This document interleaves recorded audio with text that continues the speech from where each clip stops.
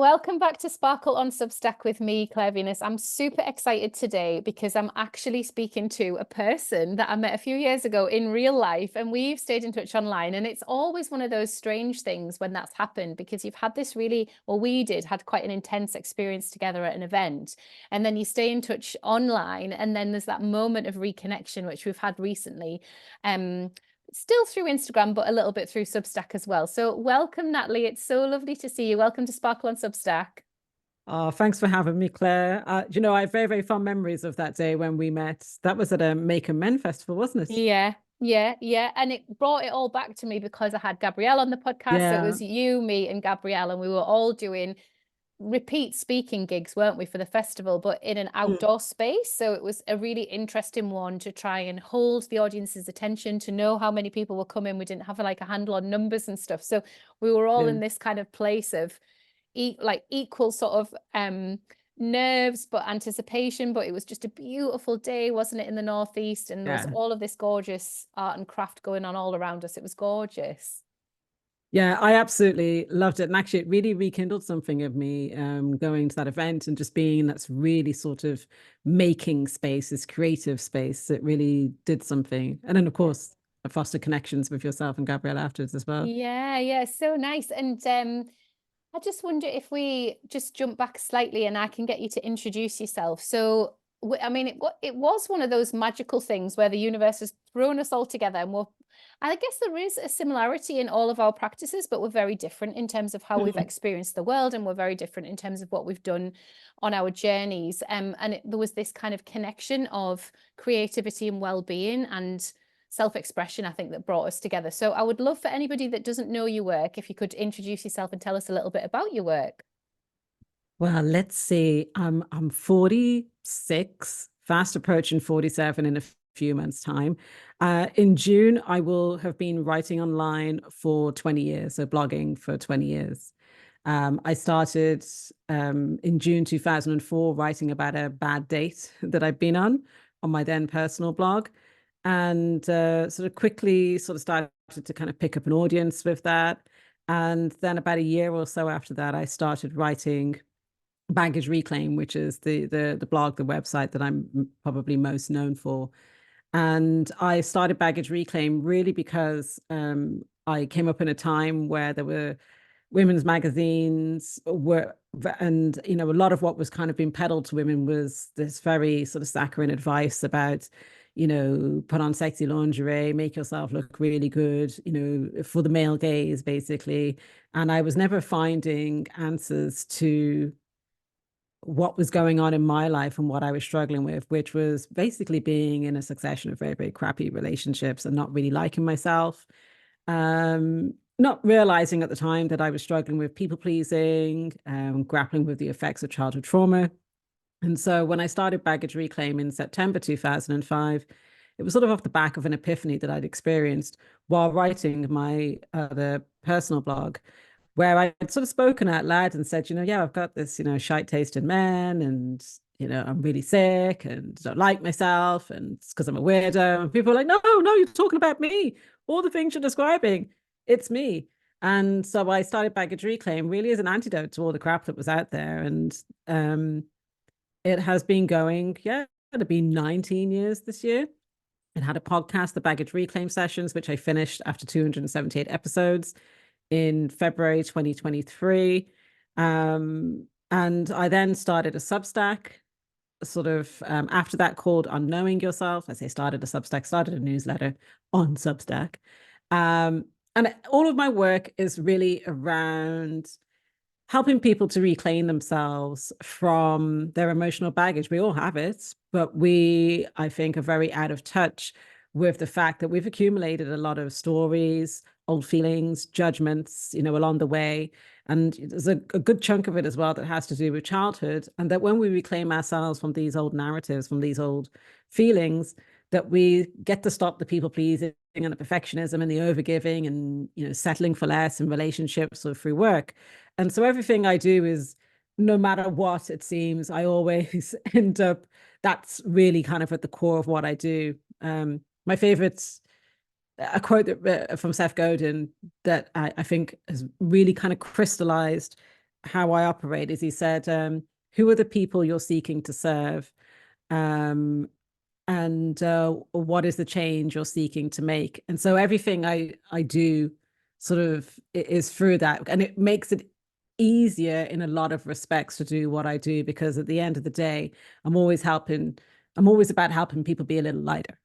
I'm always helping people to to be wayfinders, find their way, buck away from the stuff that you're kind of the rules that you get forced into. So yeah, that's me in a very, very long-winded way. Incredible. And it's so lovely to hear that in a potted way, because of course it's not potted. Like, this has been a life's work, right? Like, Mhm. you've come to this work, and I think I'm going to use the word fierce. Like, to me, it feels fierce. I grew up with those magazines. I grew up with that understanding of what I was supposed to be, how I was supposed to perform, the people pleasing, the good girl thread, all of that stuff around, yeah, how to be a successful woman was around how beautiful you could be and how well liked you were going to be, Yeah. and that was tough. It was tough to be in that. And of course, further down the line, in this space, you are able, with all of the tools that we've been given and the joy that is the internet when you're not completely distracted or overwhelmed by it, to be able to seek out voices like yourself and kind of go, this is really, really healing. These words, the way Nat is framing this up, the research, the storytelling, the honesty. I think, your work is very, very honest. And I think we've started to see and realize that we need much more of that to be able to heal and to be able to even understand we were carrying baggage. You say we've all got it, and then there's this bit of me that goes, oh, but we didn't realize how many bags, and I'm like, it's only had some, and you had some, but I didn't realize there was all these bags until relatively recently, I think. Yeah, I think that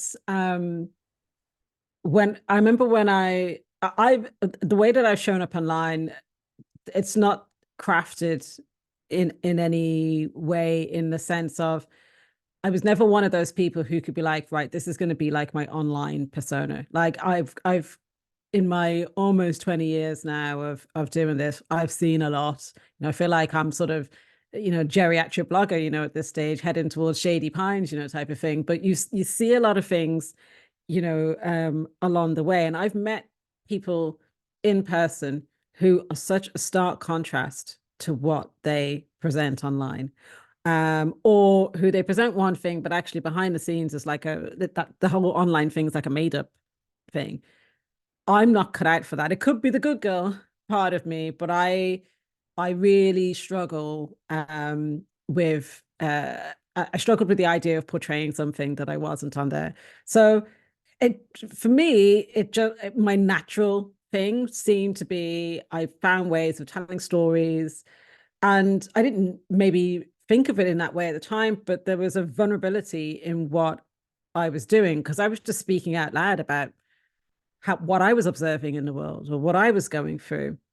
And what I found is that each time I expressed my weirdness and the things that made me tick, other people go, if you're weird, I'm weird, because we're basically, the same. You're talking about me. Like, people often think I've like been spying on them, living in their head or something, or, a hidden camera type of show. And that, I think, has driven so much of it. Is I feel called to speak up about certain things, and then just turn that into pieces of work in some way. And obviously that's turned into books, along the way, and courses and different things. But a lot of it as well is just, it's like I'm leaving my footprints on the world, like, oh, I said this stuff, and it's there for people to find. Like, I hear from people most days going, oh, I read this thing, it changed or saved my life. And they'll quote it back to me, and I'll go, huh? And often it's because some of the stuff goes back so long, and once I read it, I go, oh, yeah, that is me. But like, I forget half the stuff I've made, probably more than half the stuff I've made.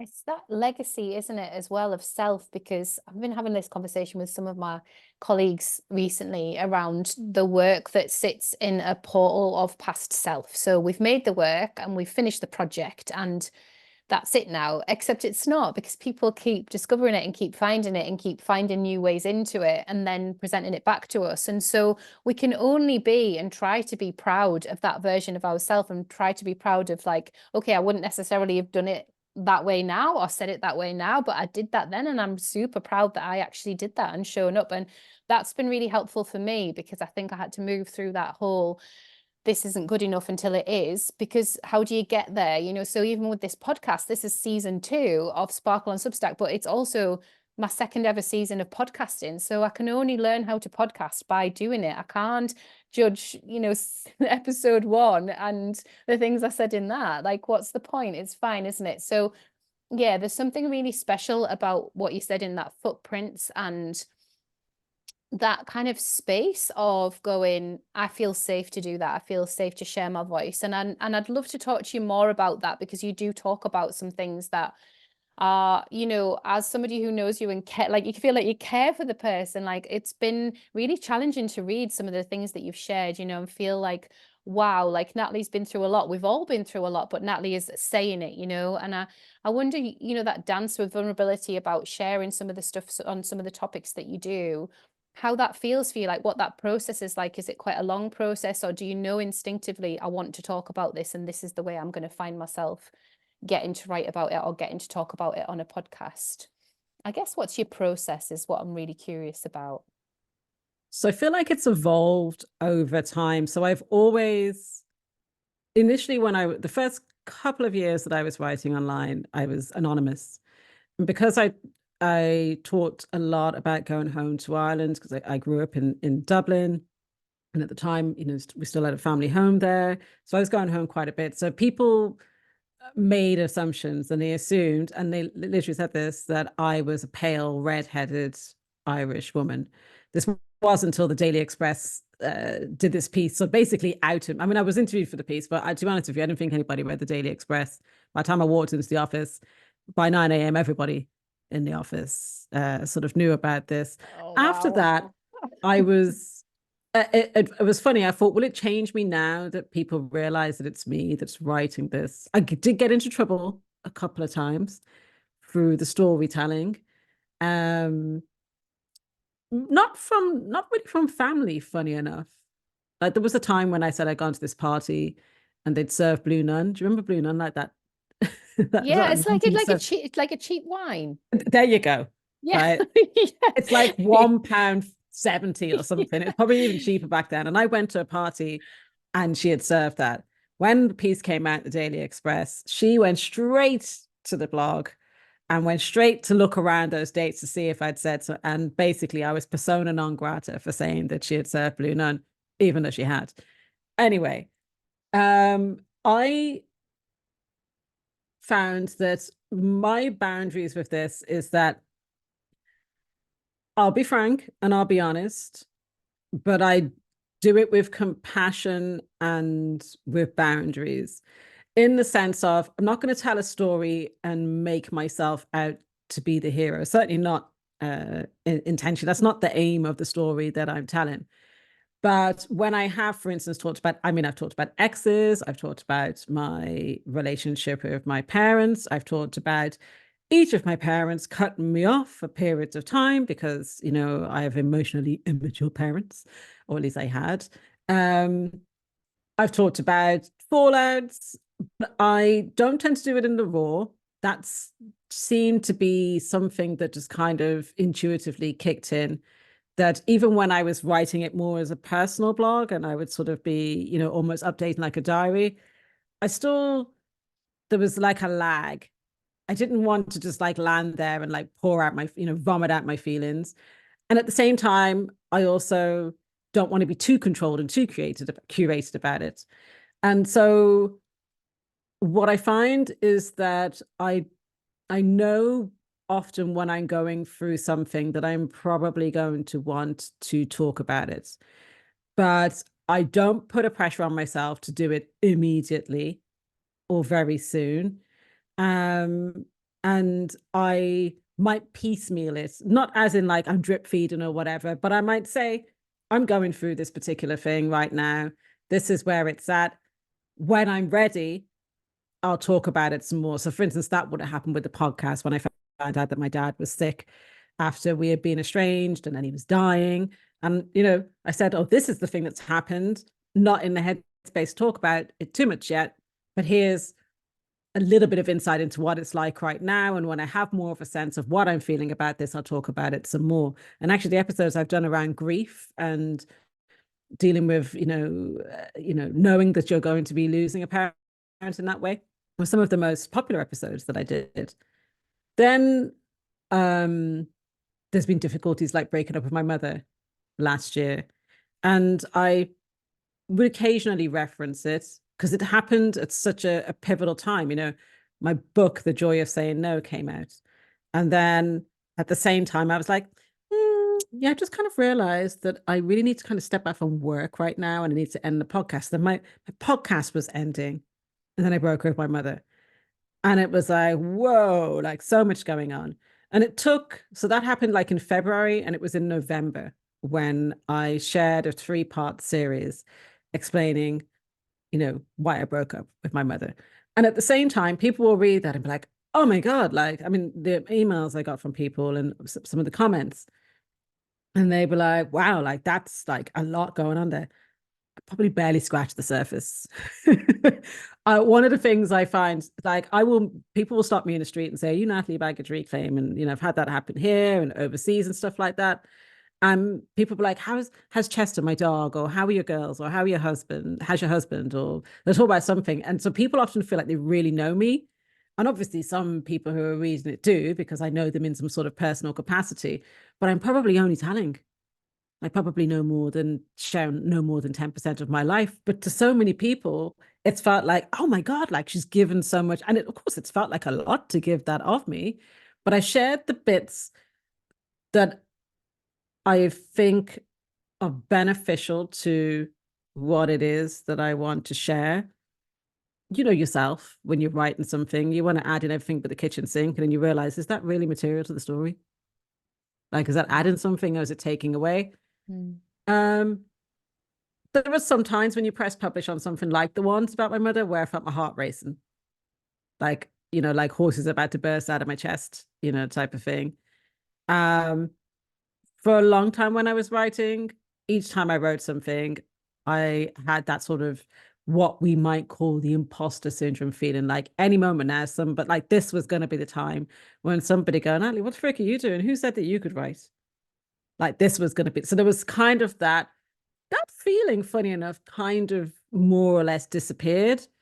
And so it's only really with something like, it's hard when you share, when I say share with the world, it's obviously not the entire world, but when you share with It like, feels like the entire world. It yeah, does, though. It does. It feels like at any point in this linear journey, someone from the entire world could read what you've written. It feels like yeah, that. So I think we're allowed to 100, say, I've shared it with the entire world. We can own that, can't we? Yeah. yeah, 100%. And I'd say that the things that I wouldn't say necessarily hardest to share, but it was very vulnerable to admit that how my mother had treated me and some of the things that she had said, like putting that in writing and letting people know that felt very vulnerable because there was still a part of me, and I think it is just a part of the journey that I walk, that will always have to wrestle with like a level of shame about being treated in that way. And then you open yourself to judgment because it speaks to that kid part of me that's like, if people knew the way your ma treated you, like the way that she thinks about you, the way that she speaks about you, they'd be like, what's wrong with her? Like, there must be something up with her. And so, even though I know that's not true, and I know I wouldn't think it about anybody else who struggles with a family member, when you lay that out there, you're like, oh my God, like, what am I doing? Except for you feel that. And then in my case, it was out, and I wasn't like, oh my God, I want to snatch this back and unpublish it. Like, I never get that feeling. So I know that I'm all right. Not once in 20 years of writing have I been like, oh God, like, why? Like, let me snatch that back. So I think I tell the truth as best as I can at the time. And I try to represent myself as well as the other person. I look at where I'm coming from and where they might be coming from. And I try to approach things with compassion, but I'm also want to kind of tell it straight. Like, I'm not going to like brown nose and make things up just to make it kind of palatable for people. And I think that that has served me well in writing, because sometimes you can't dance around things. And it gives, in doing so, I think it gives permission to people to go, oh, actually, yeah, this thing did happen. And I don't have to sit here and be like, well, okay, well, maybe they're this or maybe they're that. Maybe you can just call a spade a spade. Yeah, and what's coming out in listening to you talk about all of that, and this is where I'm very new to this space. I'm very new to writing because all my writing is in notebooks and journals, and now it's not. It's on the internet, it's on Substack. And listen to you. There's this craft. There's this embodied craft of you knowing that you're writing something, and you talked about maybe like the 10% thing, and it's always shocking to hear to people because they think it's everything because it's so well crafted. But of course, like, you couldn't possibly like write 100% of who you are onto the page. You can craft what you want to tell in a story and what you want to say. And you're always, when you're doing that, and I just did quite a vulnerable piece for International Women's Day on Friday, there's always that bit of going, am I safe? Is this okay? And that is probably generational. Well, it is Yes, generational. I it think is. it's Yeah. generational, and the fact that the internet is relatively new. It's a relatively new tool to us to be able to use for self-expression.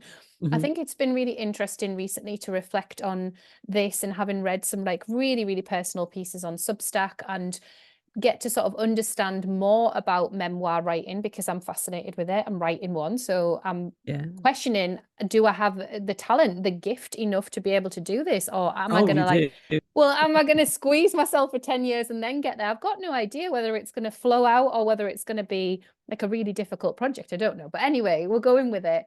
But there's this bit of crafting, this bit of sitting with something and going, these are the words that have an energy much further beyond me than I can ever know. They're the words that need to be written in this way. And that feels like, for me, like in this space, the gift of understanding what it is to be a writer here and now in 2024. So all the things that came before, that's all of its time, but here and now, there is just something, isn't there? Something that's different, and something that's calling on us, and something that feels different to even how it maybe did before the pandemic, or before that. There's something about the way that we can publish relatively instantly. I know we've had blogs for a while, but behind a paywall, and we'll get to this, we can publish a piece that we feel like we are ready to publish, and we can decide whether, okay, this is for an intimate audience, or it's half for a wide audience, the whole world,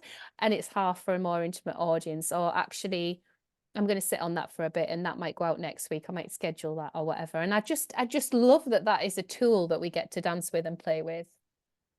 Yeah, I think, actually something I want to speak to, there's a couple of things in there that you said, like when you were like, do I have to squeeze myself, for the next 10 years? Like, you're a very natural storyteller.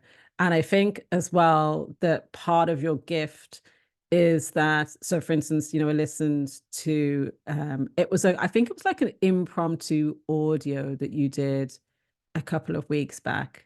Um, and I think you were aiming for it to be 11 minutes, but I think it maybe came out at like 12 or 13. And then you were like, oh gosh, I don't know, I'm not sure where I'm kind of headed with what I'm saying here, but I feel like to say it. But actually, it was the reminder that we're saying things, and maybe we know what our intention is when we're saying it. But once it's out, it kind of takes on a life of its own. And we don't necessarily know what's going to resonate with people that are listening to it. It could be like you might be verbalizing the wrestle that you're having with that piece, and something about that really resonates with that person, or something about your experience. And I think that there's so like what was happening online in terms of writing in 2004, and then here I am in 2024. And like I said, I feel like I've seen and witnessed a lot. And some things kind of feel the same and some things don't. Like, it felt like for about 10 years, it was like video is the next big thing. Video is the next big thing. And then it was like TikTok Reels, like that was kind of how video became sort of the next big thing. And I think at the heart of it, that there is this there was this call, this urge to say something, and that there aren't so many gatekeepers anymore. That has its pluses and minuses, like anything. There's light and shades to everything. There's a trade-off, trade-offs that come with everything. Um, I think there is something, I think in this age, right now in 2024, when we've really gone through a long stretch of free, free, free, free, free, and we have seen the impact on the publishing industry, in all different quarters of it, on creativity, full stop. There is something powerful about one, having agency over our creativity and being able to self-direct, or certainly significantly direct, our creative careers, or even if it's not a career, just our creativity, and it not be like, oh, you can only do that when you've like got a tiny little bit of time to squeeze out. But we have this agency, but we also, it's now, I think we're really reckoning with this next phase of value. Not that what we were creating before wasn't of value, but this whole free, free, free, free, free thing, not, it's not that it's not that it doesn't work at all, but I think that we have swung too far in one direction, using free to kind of be the breadcrumbs to try to draw people in. And that's cannibalized so much. And now we need to reevaluate our relationship with how we write and publish and create. And I say this as much as myself as anybody else, and be able to turn around and go, hey guys, please take out a paid subscription, or please buy my book, or please, if you want to read this, pay to read it, and not feel any shame about it. And I think it'll still be a while before we really get there with that, but I think that something is shifting. Yeah, me too. I mean, you and I both have that filter of being in the Substack world. So obviously we've come to Substack, we've wanted to do something there, and we're finding our way, we've found our way, we sort of have publications there. And when you talk to people off Substack, there is still this sense of disbelief. Well, who's paying to read stuff? Like, that sounds insane. Like, why would anybody do that? But here we all are, and we're doing it, and we're having a brilliant time. And I feel very fulfilled in being able to support creatives and writers. That feels good. If that's for a year and then I move on and I support somebody else, that's good. But also to be able to have my attention span back. I just felt like for so long in other online spaces, I was so overwhelmed when I would just open the Instagram app, for example, or somebody would say like TikTok, that's where you grow, that's where you get your clients, that's how you do your work these days. I just found as a neurodivergent woman, I was so overwhelmed even going onto these spaces. I just didn't know what I had to add to them, to the noise. I didn't know how I could add to the noise, and I didn't want to try and lasso anyone's attention. That just felt difficult for me as a creative practice, really difficult. And so coming to Substack just allowed me to be in flow. For being in creative flow's sake, that was really the start of my journey with Substack. And once I was in creative flow, partly that was because the blog I'd had on WordPress was so bloody difficult to edit and make it look, even, it's not even about making it look pretty, it just, the bullet points would like jump over the other side of the Oh page, and gosh. I'd just be like, oh, I just want people to receive it the way that I've written it. Like, that's all I wanted.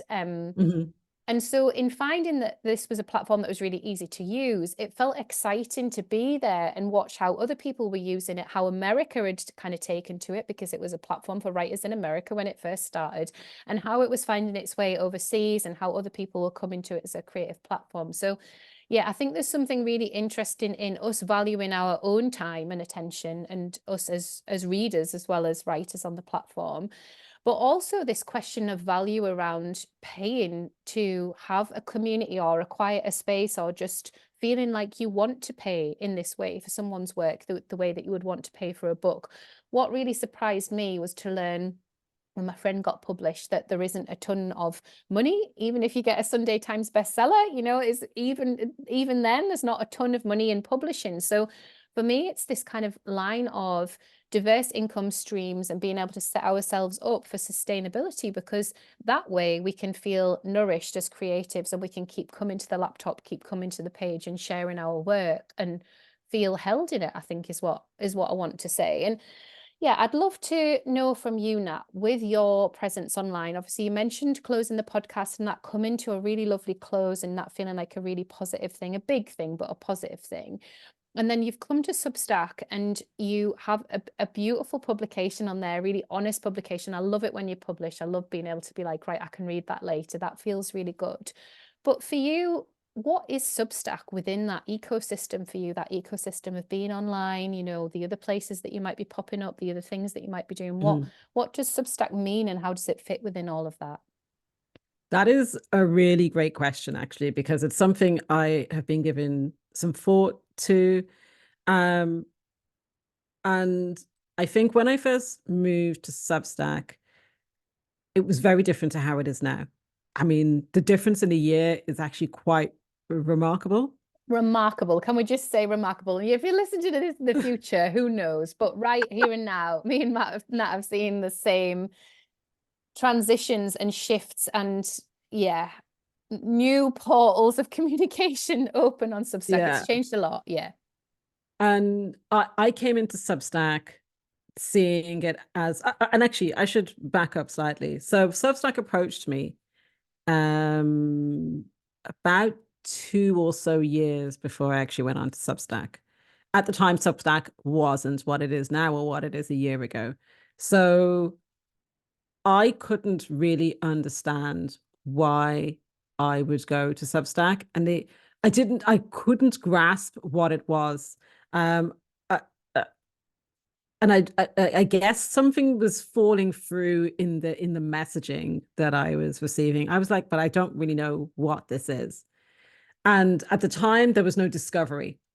And baggage reclaim, I was like, well, why would I go to Substack? They're not going to give me any subscribers. Fast forward kind of a couple of years, and Substack had changed. It had a discovery element to it. I actually spoke with Substack again, it's the same guy. And what I started to work out, not because they had said it to me, but because I was looking at how it operated, it seemed to me like, and I'm showing my blogging age now, but it reminded me a little bit of the days of Google Reader, which I absolutely loved. And I was gutted when Google kind of get rid of stuff that they've made. So Google Reader, for anybody who's like, what the hell was Google Reader? It was blogs blogs and podcasts have RSS feeds. And so what these feeds do is they notify various services that there is a new post on there. Now imagine that, and we know this because we do this on Substack, but you're reading multiple publications and you had to just go to each of those sites to find out when they had something. It's exhausting doing that. And so Google Reader, you could basically put in your various publications that you were reading, and then you would read them within the reader, and then you could click through, to go on to this. It was fantastic. And then they got rid of it. And my blog reading was never the same again afterwards. Then Substack comes along. And initially, I think for some time when I moved to Substack, I saw it as, oh, okay, I think that this is where I'm going to base myself. It felt quiet. It felt not new, but kind of like, in this kind of infancy. A year on, I see it as it's something important. I'd almost call it, I don't want to call it a side hustle. That wouldn't be the right term for it. But I realized that at this particular moment in time, Substack is something I say Substack, the newsletter, on knowing yourself is something that I want to put energy into. I want to invest my bandwidth into it. But it's not the entirety of what I do. I think while Substack is figuring out what it is, and also while I'm figuring out where I am in the midst of it, I recognize that there's some that I've always recognized that my brain works in whatever way it works. We'll call it differently. And so, like you, I find that social media makes my brain hurt sometimes. I find it exhausting. And sometimes Substack has brought up that feeling in me in recent months. I love the reading and like I love going to what I have subscribed to, free or paid, and just being like, oh, I'll just sit there with a cup of tea and read through that. Um, but because of feelings that Substack has evoked in me, I at this particular moment, I wouldn't be like throwing my hat in the ring and being like, Substack is my main house. One of the things I learned in the process of being on Substack is that actually, I love writing on Knowing Yourself. It is a different vehicle, but using much of my, same skills, creativity, whichever else. But much as I might try, I don't want to say never, but I feel like baggage reclaim is always going to exist, and that I actually still want to write and create there, just not in the same way I did before. And so the two things have to coexist and be complementary to each other, amongst all the other things like writing books and whichever else. Yeah, absolutely. And it's so interesting to hear that backstory. I didn't know that. I didn't know that you'd had a little sort of a little DM or a little email convo with Substack where they'd said, come and write for us, Oh, come it's and like a write on this full video platform. call. It's a full Amazing. video call, but it didn't interest me. Mm, And then, well, I don't think I'm going to get into trouble for saying this, but they didn't offer me money like they did mm.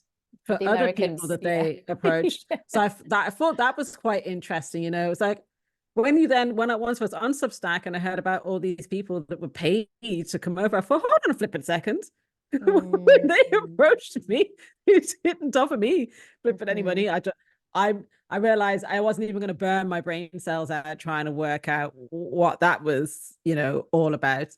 But yeah, there was a couple of video calls I've had Mm. with And it's with interesting, Substack. isn't it? Because that makes sense. It makes sense for them to try to promote what it is, but then where it's landing when you actually do the work off Substack. Like we do this work, we did this work before Substack existed, so we have Yeah. to then understand, well, what is it to me then? What is it to my business? What is it to my creativity? How does it solve a problem for me? And for me, obviously, it solved the problem of not having to ever use my WordPress blog again. Thanks very much. So there we Mhm. go. And then I was in. But yeah, there was the way I understand it, there was a specific program for American writers where American writers were paid to move their mailing list over and feed back to Substack. And some of the deal was around, could they something like make back their advance or something with paid subscriptions? So there was a bit of Okay. a challenge, if you could make back your advance in paid subscriptions, we give you X number. And I don't know anything about the numbers, but I know it was time sensitive and it was focused in on American writers at the beginning of, when it was pretty much a startup. And Mhm. from then it's built and built and built. And so I think, when I started in 2022, it was just a very quiet place to host writing. And when I went and searched for other writers, I could find them, but the search facility wasn't great. And there was no way of really knowing unless somebody put on Instagram, I've started a Substack. Like Mhm. I didn't know how to find anybody.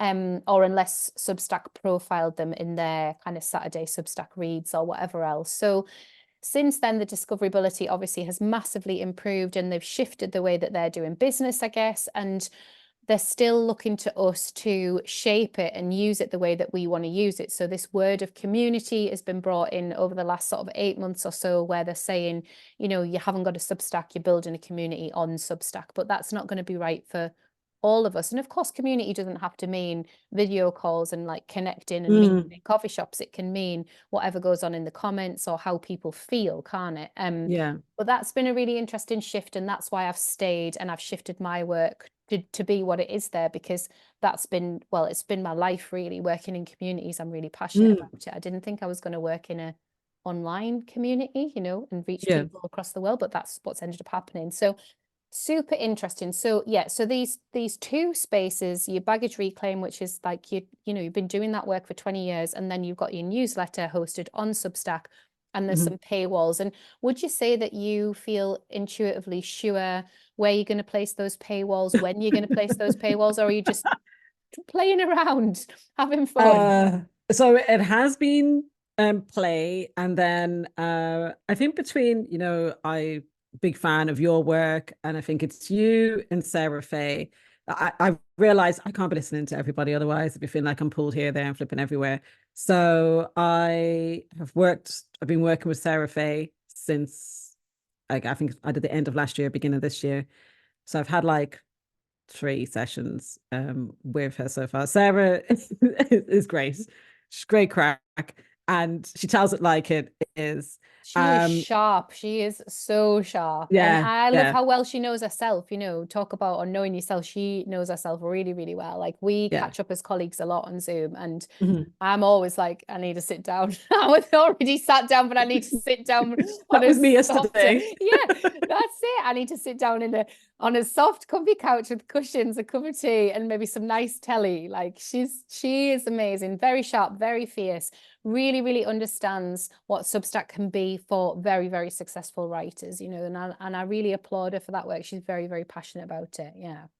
Yeah, and I think the part of what had drawn me to that was, I was doing all this paywall thing, but then I was kind of like, does this feel energetically right to me, the way that I'm doing this? And sometimes you need like an outside perspective, someone who maybe knows the lay of the land, um, a bit more. And so she had suggested, because I was sometimes feeling like, you kind of pulled, here, there, and everywhere. It's like, oh, well, I've got this thing on this day. And she's like, what about if you simplified this and you had like one newsletter a week, and there's elements that you've been putting across separate, you piece them together, and that's at the start. And then for the longer form one, that goes below the paywall.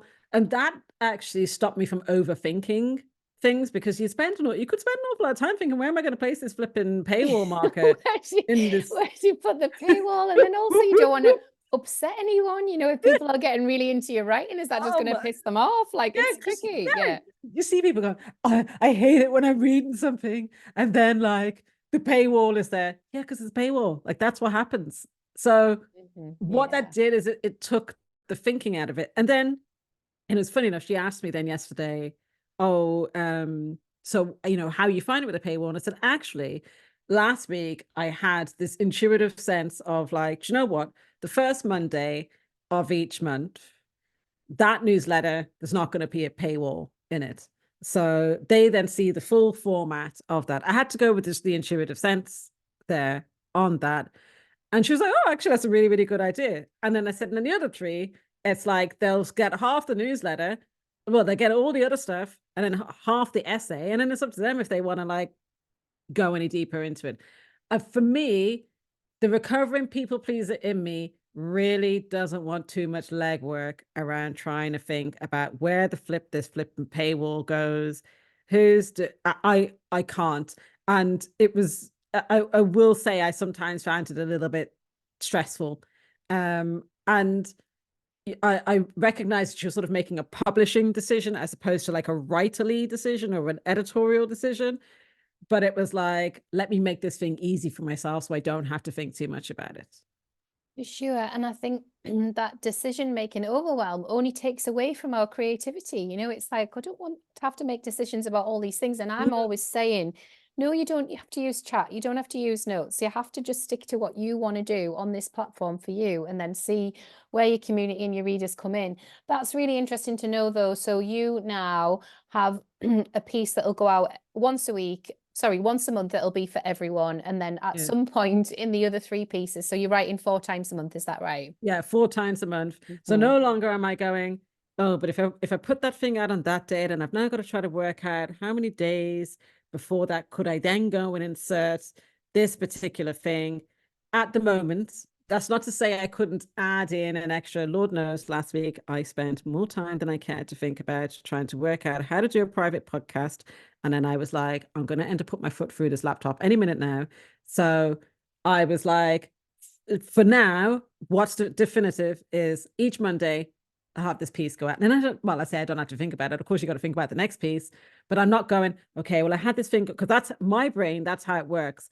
If I'm now going to insert something else, I'm going, oh, but then what day am I going to do that? And how would that affect the thing that I can't be thinking? And somebody else might go, Natalie, you're probably just thinking too much about it. But, the body's already buried on this one, Yeah. doing Yeah. the thinking. Yeah. So I just think it's really smart because then, and also what I've noticed is if I sit with something for about 3 months, sometimes 4, then I've got like some data to reflect on. I know how it's felt. I know if anybody is paid, so I can see that there it is. This is who pays here. This is who's paid there. You can see it all quite clearly.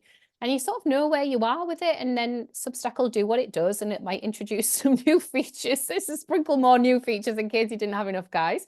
And we can ignore them or use them or do whatever we want, but we're clear on what we're doing and why. And also, there's a sense in just that familiarity. So there's a couple of newsletters that I read every single Monday, and it's honestly been like that for well over a year. And every Monday, they're part of my routine. I couldn't really tell you what happens the rest of the week. It's busy on Substack, but on a Monday, I know that these 2 Yeah. newsletters are going to come in, and there's something in that because I feel very connected.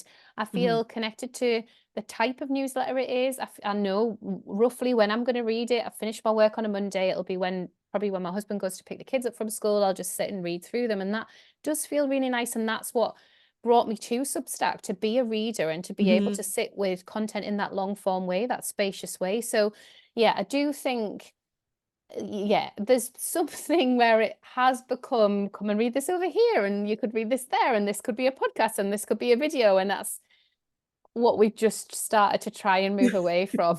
So I'm Yeah. really wary to not do that. And I know a lot of my subscribers tell me I don't feel I can keep up, Claire. And I'm like, you don't have to keep up. What you have to be is discerning, because if I put a post out on money mindset for Substack and you're not thinking about turning on paid, don't read that post. Like Yeah. if you're really curious and interested, read it. If I put one out about audio or video, it's the same. For me, Yeah. I know how to be of service to a range of people that are within that community, but I don't want them to feel like they've got to read or watch everything, because that's not what it is. It's not an online course where you've got to work yourself through and Yeah. tick it all off. It's like, this is what people are talking about. This is what's bubbling up. This is how I want to be of service. If it's useful, read it. So obviously it's a slightly different model to putting out a weekly newsletter in that community, but I'm the same on Creatively Conscious. I do that dance with myself all the time, to the point where I'm like, I'm exhausted now. Like, I don't know what day of the week. Like, I did a Thursday lunchtime and that one went really well. Maybe I'll just do that every week. It's hard. Yeah. It's, I'm a big, data, data and niggles, I think, are very, very useful. Earlier on, I can't remember what it was. You were talking about, you were talking about the podcast, and you were saying, look, I had to make a podcast to figure out how to make a podcast. And when I was making it, took my husband was the one who was like, hey, I was talking to a colleague, and I think podcasts are like a thing. And then I spend a year like faffing around about this thing, and then eventually, equipment, all that, and it's like, right, fine, I'm finally getting this podcast up and running. And so what I found is, I was after many times over the years, like, how did you figure out how you wanted to do the podcast? And I said, it took making 89 episodes for me to figure out, actually, this is how I want to do it. But I had to make those 89 episodes first. If you're the type of person who's like, I've got to make like this one episode or this one newsletter or this one anything, and this has got to be it, like, you're kind of screwed, like, from the get-go. When I started my podcast, I had 5 different segments. I'd hardly listened to podcasts when I had basically decided to do one. And some of the podcasts I listened to, they had these segments. I was like, okay, well, I'm going to have this segment, this segment. I did that for, I think it was 87 episodes. And then Dad died. And I took time out, and I did a few sporadic episodes, and the episodes were one topic. I didn't know that I would enjoy just doing one topic until I was forced into that situation.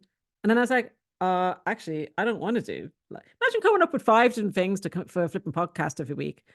So I was like, oh, I love how this is feeling. And that's what I pay attention to, is where am I feeling lit up? Where am I feeling like a bit of a shift here? And then it took another 100 or so episodes. And then I was like, I think I'd like the episodes to now be like 20 to 30 minutes long, because, and this has been the same for newsletters, but I think podcasts are a particular thing. People assume Oh, I'm listening to a 45-minute podcast. It took 45 minutes to make it. No, mate, it did not. It did not take that. It probably took half a day. It probably, in some cases, took a day. In some cases, it took longer than that, depending on what went into it. So I was like, I want to experiment with 20 different, but in order to experiment with 20 to 30-minute podcasts, I had to have done the hour, and I don't regret any of the previous episodes that I made. I loved them all, but there is an evolution in how we work. And I've had to remind myself of this on Substack because I think it is easy.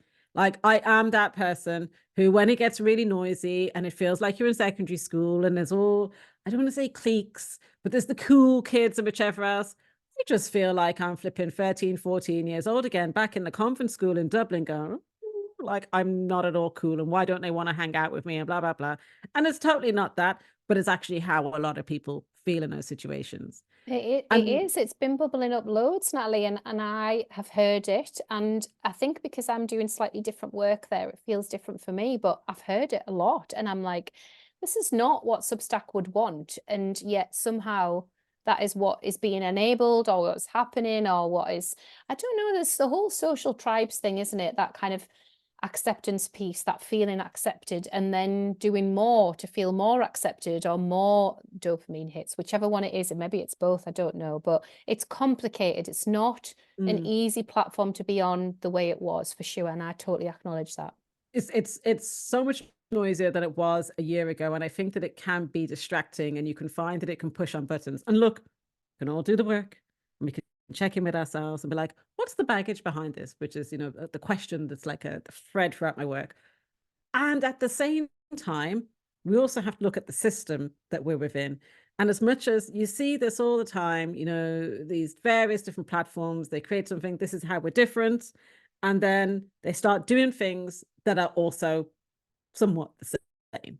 And then the people within it also bring over behaviors that they say that they didn't want to do anymore, and things they didn't want to be a part of, and then they replicate some of those same things on the new platform. But I thought you said you were leaving the other platform because you don't want to do that, and now you're over here and you're basically replicating that over here. So that it's the social tribes thing. I think people can't help but want to be the queen bee or king bee or whatever. Is there a king bee? No, there isn't a king bee. We'll make it. We'll make a king bee for this example, I think, because it's right. It's right. If there's a king, there can be a queen. It's fine. Yeah, but there is something in that, and I think that I think if you come into something and you're like, oh, it's this, and then it turns out that it's that, there is a like I have to adjust, and then you have to know what to pay attention to. Like, I remember that people would be obsessed around like comments or likes or I don't know how many followers or whatever they had. Like, I remember like mommy blogging as exploded. And my thing then was like, okay, like I had a lot of people like who were commenting or whatever else, but I was like, actually, I've got those people buying my books. Like, I'd self-published 4 books. I had lots of people who were buying my books. That's what matters. At the end of the day, why am I sitting around obsessing about likes and comments and all this type of thing? If the thing that actually matters, if that needle is moving, that's the thing to care about. And if it's not moving, that's the thing to look at, not this other vanity metric that maybe makes you feel sort of crappy about yourself. So I think in any space that we're in, I think Baggage Reclaim is hosted as a self-hosted blog on WordPress. It's in its own space. It's not part of, it's not part of like, Substack is a network essentially. And so it's quiet. I just publish stuff on there. That's kind of the end of it. I'm not thinking about my neighbor down the street. But Substack, because of how it's designed, you do think about those things. And at the moment, I think that the balance has maybe tipped somewhat, where because Substack has obviously got to sell itself, I think it's maybe accentuated or highlighted certain things that have, for some who really benefit from that, it works out really well for them. But for others who are like, oh, I feel really small and really kind of like, sometimes you're like, oh my God, I'm really small and pathetic in the context of this. It's like, oh no, that doesn't work for me. And so you have to really try to tune into who you are and how you operate and what you're there to do. And if what you're there to do and what matters to you doesn't line up with why you're on there, then so be it. But it's like, figure out, how can I be here and make this work for me? Like that's, I realized that the only way that I could be on Substack and not lose my mind is have this commit to once a week on a Monday. Don't think about anything else. Just like, it's just that flipping newsletter for now. If I want to add in some extra stuff, that's fine. Don't judge it on the first week. Because like literally like after the first week, oh my God, what have I done? And then I was like, yeah, give it some time. Like you need some data on this. And also there are other things besides likes and comments. Oh, sorry about that. I don't know why my phone is ringing. Let me repeat myself again. Um, there are, it can't be about likes and comments. You've got to remember what you're here to do and what you're all about. And what I realized is that even if things are not kind of going exactly how you think they should be at this particular point on Substack, because we all have an idea of how things are supposed to be, I realized that I do like that my head is not so busy over these last few weeks since I made that shift. That's something to be appreciative of. And then it's like, check in with myself in a month, check in with myself in 2 months, check in with myself in 3 months, and tweak. Like if something doesn't work, it's okay. We can change it. Like nobody's sitting there with a scorecard going, well, Claire, a few months back, you wrote that thing. The engagement wasn't so high on that. You really screwed up there. Like it's not that deep. It's really not isn't. it's not that deep, and for what I've seen, the engagement and how people feel about their Substack home is just wildly different depending on what other experiences they've had online. I didn't have a big online presence like I did, I did my creative producer work in communities, and so I just sort of talked to my Instagram stories sometimes for fun to show like 2,000 people what I was up to. Well, never Yeah. 2,000 people, but 2,000 followers and percentage of that. And then this has been something different for me. This has been like an evolution of self-expression. Like that's what it's been for me. And I think you're so right when you say just come to the laptop, to the keys, and be clear on what you're there to do. Do that work and keep doing that work, and then see what falls out of it. I'd love to circle back to the books because we've not talked about them yet, and we've been chatting a while. I'd love to know about your process with the books, how you found it. I know obviously last year, kind of following that journey, as you were mentioning it on Substack, it felt like such big news. It felt so exciting. So am I understanding right that the first 4 were self-published and then it was the deal with a publisher for the joy of saying no? Yeah. Could you tell us a bit more about it now? Yeah, so I self-published for the first time in 2008, just like PDF. And I can't remember the thing that they used to use. Like I hooked it up to like PayPal, so people make the payments, and then it would like email it to them. It was great. And I made this PDF, and it was selling like gangbusters. And I had this like that became like this 3-part thing, and I was like, oh, I'll actually rewrite it. It's hard work rewriting a book, by the way. People don't do it to yourself, um, or know what you're going into. And so then I published that on Kindle, and then I turned into a print book. That was Mr. Unavailable and the Fallback Girl, which has been like easily my most popular book. And I mean, I don't know, I haven't checked my sales for a long time, but probably approaching like 200,000 books, I think, at this, like for my self-published ones. And but I did that thing that a lot of writers do, and you start, you climb the ladder, you follow the path, and you start feeling a way about the fact that you don't have, a book deal. I have been around where I have literally seen people start a blog, and 2-3 weeks later they had a book deal. Because remember, I've been blogging since 2004, so it took 17 years for me to get a book deal, and it was in the US, not in the UK. That's a whole other story in and of itself. And that was for the joy of saying no. I think I look back now and I think on some level there's maybe a little bit of like, oh gosh, it's almost a bit, not fairy tale, but you know what I mean? It's like, oh my God, the culmination, 17 years work. Oh gosh, the traditional publishing industry is not for the faint-hearted. I loved writing the joy of saying no, but the process, as in not the process of writing the book, but the traditional publishing process, I would say it broke me. in some ways. And there has been a recovery from going through that experience. By the time my book was due to come out, originally it was supposed to be in October 2022. Everybody who was involved in the purchase of my book was no longer at the publishers anymore. So most of them had left. One of them had been let go. So nobody who had championed my book was around. And I was basically getting the shitty end of the stick, of all of this calamity that was going on. And thankfully, they'd had the foresight before all of that to move my book date to January 2023. But the writing was kind of on the wall from there. So I didn't really have, not saying I didn't have any support, but I didn't really have, if I contrast what I was told was going to happen and how I was going to be supported and what we're going to do with what actually happened, it's like night and flipping day. Wow. And I think it felt, these things, I always say business is therapy or work is therapy. Like, they bring up some of your stuff. What doesn't get dealt with through your personal relationships is going to come up through work.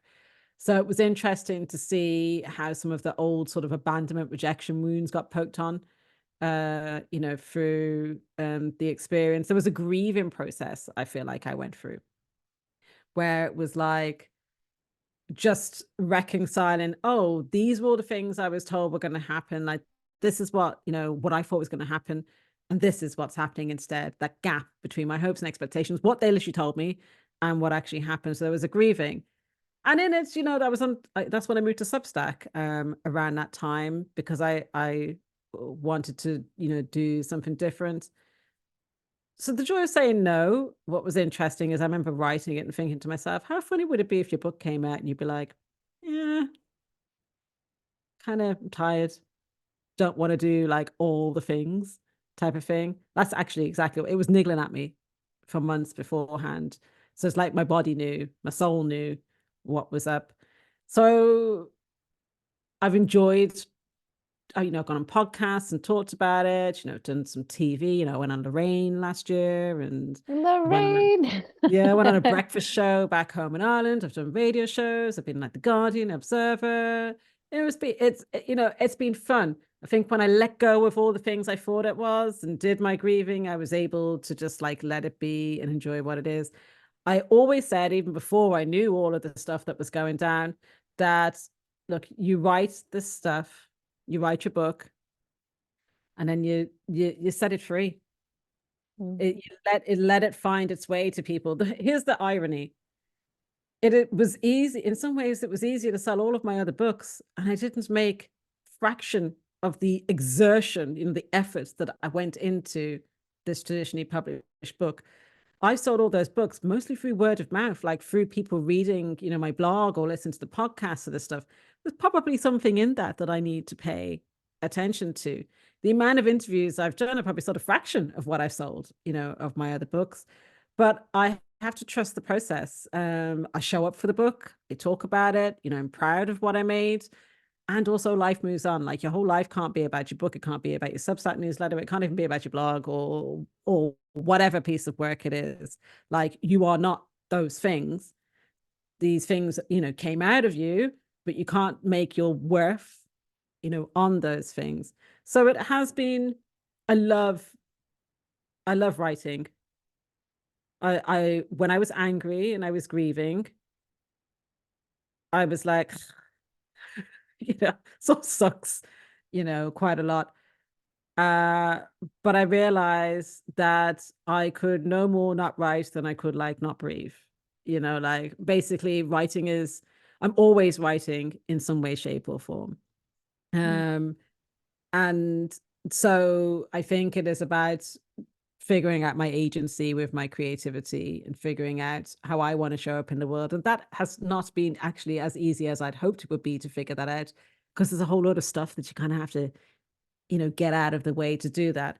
But I do, I realize I love writing, why I ever thought I didn't, but I do. And that I will write more. I'm just not going to put myself through that again. And that's not even about traditional publishing, even, although I think that is a part of it. I think a lot of us, when you were talking about the angst and the anxiety that people are feeling about Substack, is like what people go through with books as well. You need therapists for this. I think there should be people who specialize, therapists specializing in writers, creators, because this stuff, it messes. I liken the publishing industry to going out with, like when I was going out with Emotionally Unavailable Men, the blowing hot and cold, the gaslighting, things on their terms, that type of stuff. It's just how the industry is set up. We want to be liked, we want to be approved of, we want people to read our work, we want people, we want to be supported.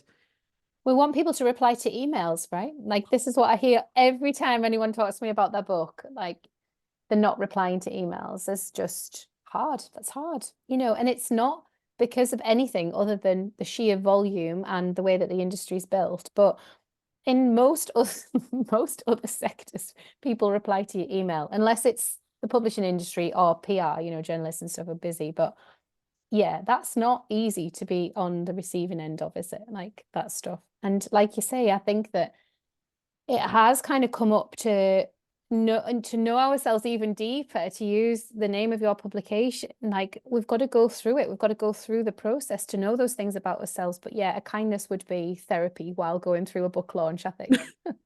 Yeah, and look, there's something I know for sure, is that sometimes, in fact, often it takes going through the thing, doing the thing that you say that you really, really need, or that you really, really want, to figure out what you actually need and what it is that you actually want. You don't know without getting your hands dirty, and you come up against your ego, and you come up against your desires, and you come up against like old wounds and all sorts of stuff. You also come up against yourself. And the idea is know yourself better, and even a little bit better when you come out the other side of it, and you get to make different choices from that. That's such a beautiful invitation, and I'm so happy that you could share so much of that. I know there'll be people that'll get a lot from that conversation, and it seems like there's been a layering on of more transparency around how people have felt towards their books and about their books in these episodes, and there's more coming as well. And I think there are a lot of secret Substack wishes. It's like the old days of blogging, like you say. People are hoping that by honing their writing and building their online presence, like maybe one day, just maybe, there'll be a book deal in that. So I think it's good to be leaning into feeling prepared as to what that is, because it's not only is it a very long process from the start of kind of having those conversations to actually having your book in the world, but then there is a launch process, and then there's a legacy process as well, isn't there? And a kind of, yeah, some downtime and some yes, some time of getting over it. I think it's like the end of a relationship in some ways, I think. Yeah, and you have to look. When I've written my books before, I mean, okay, Mr. Unavailable and Fallback Girl, I rewrote, and it was like going for a pregnancy with that thing, and it being a difficult labor, and then eventually birthing the thing. But generally speaking, it's like, right, I'm going to write this thing. Several months later, this thing is done, sometimes even in a shorter period, and then it's out. This flipping thing like took over my life for like, I was first approached, I think it was like July 2020. So, but it was like 3.5 years of my life, really. And that's a lot of energy to give it. Like, you can't make everything about this one thing. So even if you have it in your head, oh, maybe I'm going to write this Substack, and then somebody's going to find me, and then I'm going to get this book deal, whatever. Yeah, great. And also have some other things. Like, I've always been a fan of diversification. So I've never relied on like just one like income stream. Like, I came from a magazine publishing background. I used to work for one of the biggest IT magazines in Europe. And actually then I think at the time it was in the top 10 most subscribed magazines in the country. And we had 4 income streams. It was the cover price, there was advertising, then there was we had, what was this? Advertising, cover price, and then we had this direct products that we did with them. Oh, and we also had like sponsorship as well. The direct products end of things, we made a mint out of that. And what that taught me early on is I didn't want to be reliant on advertising so I've never run advertising on Baggage Reclaim. I used to run one of the biggest kids blogs in the UK as well, Bambino Goodies. And it's once you start depending on like one income stream or just one thing that's going to like, pay off, it becomes a bit of a blind spot. And so have other things as well so that, when that thing comes through, yeah, you're ready for that, but you haven't banked everything on this thing.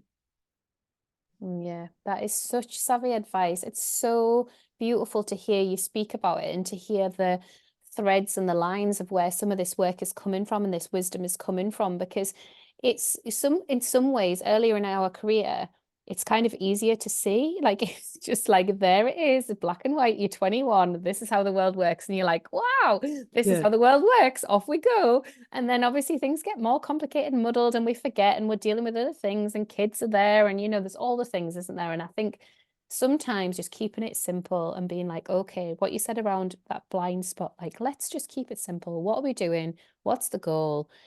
Cut out the decisions, cut out the noise, and actually let's just get back to creating and making sure that whatever we're doing and the reason that we're doing it, we're also financially supported and emotionally supported as well. I think is what I kind of want to, yeah, close with that, because I think it's both things, isn't it? We can feel safe when we're emotionally supported, but also we need to make sure that we feel held in the work that we want to do in the world and properly paid as well. So yeah. Yeah, I think it's a good idea to have, as the rappers would say, your eye on your paper. Yeah. Because I think that, and I have definitely been guilty of this, where as creatives, we can be very like, listen, I just make the work. Yeah. I don't want to be flipping, flogging this stuff. I don't want to be kind of caught up in the selling of it. But actually, having a bit of a money head on you doesn't mean you become obsessive about it. It's that recognition of, hold on a second, you'll actually respect your work more. I think when you are sharing it with this intention of, do you know what? These are things, yeah, sure, I might share for free, but actually, I want to also invite people to pay for certain things with me and let an exchange sort of take place between us. And I think that stops it from, let me just keep doing all of this free stuff and sit here writing away at this thing, with the idea being that it will all build up and in one day there'll be this tipping point and suddenly somebody will come along, with the fairy tale book deal or whatever it is and offer me like this bountiful amount of money. If you have a bit of a money head on you from the get-go, which Substack actually does encourage, then I think that you are better placed to take care of yourself emotionally and financially in this as well. So wise. And yeah, Substack is encouraging it. And there are lots of people figuring out for the first time what it means to put a paywall between your creativity and your audience. So yeah, it's a really interesting time to watch people realize what is possible, what they want to do, what is not possible, what is disappointing, what feels difficult. There are all of these emotions bubbling up, and I've only just started really siphoning out that space and holding space for it, because I did the work before Substack. So I'd already done lots of work around this money piece of the picture, because the arts and cultural sector is, notoriously badly paid. Well, I'm doing badly in inverted commas. I've loved my work. I've had an amazing time. However, things shift and change, and I needed to look after my family. So it was like, this isn't going to cut it. I'm going to have to find another way. I'm going to have to learn. And I'm going to have to learn what being a business owner is. And that's what Substack enables us to do. You can have a newsletter that is also a business, a side hustle, or a main business, if that's what you choose to do with it. But it's work, it's graft, Yeah. So you've got to kind of come to that from a place of knowing that it is work and it's going to be a long game as well. So yeah. Amen. Well, thanks so much, Nat. Would you just tell everybody again, just remind everyone the name of your Substack and where they can find your baggage reclaim stuff that you've currently got online? So yeah, my Substack is on knowing yourself. I'm natalielue.substack.com. Then I have baggage reclaim. So that's my website, blog. What do we call it these days? So I've got my blog there, which I think has got probably over 1,800 blog posts on it. And it's still got my 278 episodes of the baggage reclaim sessions, but it's so lovely to hear from people still listening to it. And you can also sometimes find me on Instagram. I'm at Nat Lue, Natlue on there. And of course, if you struggle with boundaries and people pleasing, then please buy my book, The Joy of Saying No. And it's a brilliant book. It's a brilliant read. I'm not finished it yet, but I'm there. I'm there reading it. It's great. I'm really enjoying it. I love Nat's writing. I love her honesty. I also love her Instagram story. She does this cool thing where she'll just put some music on and just like let loose. And I'm like, I need to do more of that. Why aren't I doing that? Love that stuff. I haven't seen you do it for a while actually, but I'm not on Yeah. there very much. I know everyone says that, don't they? I'm not really on there, but I have Yeah, to it's delete it just off my phone. noisy. So yeah, I just have to delete it It's for weeks at a time. And then if I need to be like telling people about something, I'll be like, right, I'll go back on. I'll yeah, just, yeah, be gentle with it. the But yeah. same. And well, thanks so much again, Natalie. It's been brilliant to reconnect and catch up with you. I've loved listening Oh, to all of your wisdom and all of the twists and turns that this 20-year career has brought you. It's been amazing. Thank you. oh, thank you for having me, Claire. I love like you, I love your work. I love that we get to connect and we get to hang. And yeah, thanks for having me on. Oh, I'll see you soon. See you soon.